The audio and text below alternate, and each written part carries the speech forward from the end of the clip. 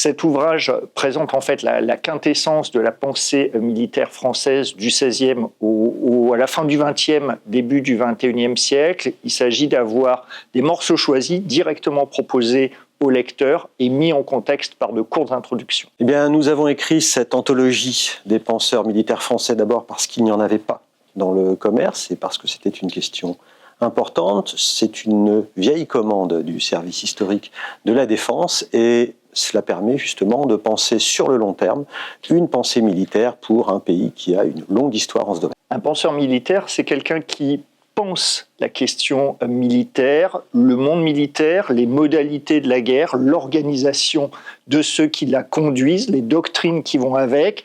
Ça veut dire que ce n'est pas simplement un stratégiste, c'est quelqu'un qui pense vraiment l'ensemble. Pour être court, on pourrait avoir par exemple deux modèles opposés, ceux qui pensent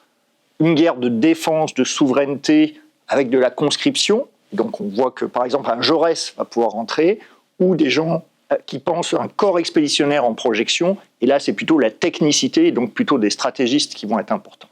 La pensée militaire française évolue depuis le XVIe siècle, c'est-à-dire le début de l'ouvrage tel qu'on l'a formulé, et finalement on s'aperçoit qu'elle commence par être une pensée par armée, avant petit à petit de devenir une pensée interarmée au fur et à mesure que les guerres prennent de l'ampleur et que la masse s'impose. La pensée militaire, elle a d'abord évolué en fonction de la structuration des armées, donc du XVIe à la fin du XVIIIe, on organise les armées, on met des uniformes, on crée des grades, etc.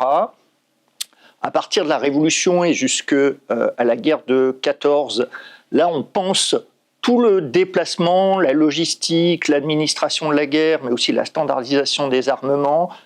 Et puis, à partir du milieu du 19e et jusqu'à nos jours, c'est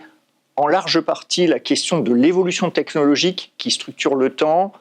Par exemple, évidemment, l'artillerie moderne à partir de la révolution industrielle, mais surtout l'âge nucléaire, évidemment, pour la deuxième moitié du XXe siècle. Si je devais retenir une époque qui me semble particulièrement intéressante, je choisirais le 19e siècle. C'est le passage à la guerre industrielle, le passage aussi à des guerres impériales qui posent des questions qui sortent quelque part du seul domaine militaire, comme la notion de pacification, formulée à un moment donné par Gallieni et Lyautey. Si je devais retenir un penseur militaire, ça serait probablement et même sûrement Napoléon,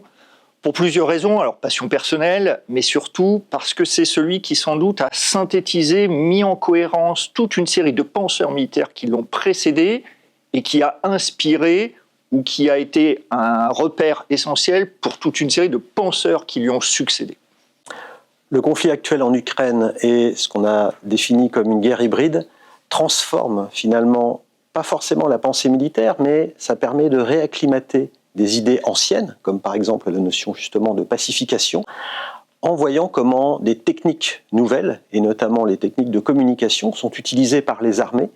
que ce soit donc la médiatisation, que ce soit la capacité à faire de la communication une arme, que ce soit aussi l'utilisation désormais du droit comme une arme à part entière dans le conflit. Je crois que ce qu'il faut retenir, c'est que s'il y a une pensée en permanente évolution, c'est parce qu'il y a un brouillard de la guerre. C'est un penseur étranger, en l'occurrence Clausewitz, qui l'a formulé, mais ça reste évidemment éminemment valable. Et ça veut dire qu'en permanence, y compris aujourd'hui, il s'agit de continuer à penser la guerre pour les armées et pour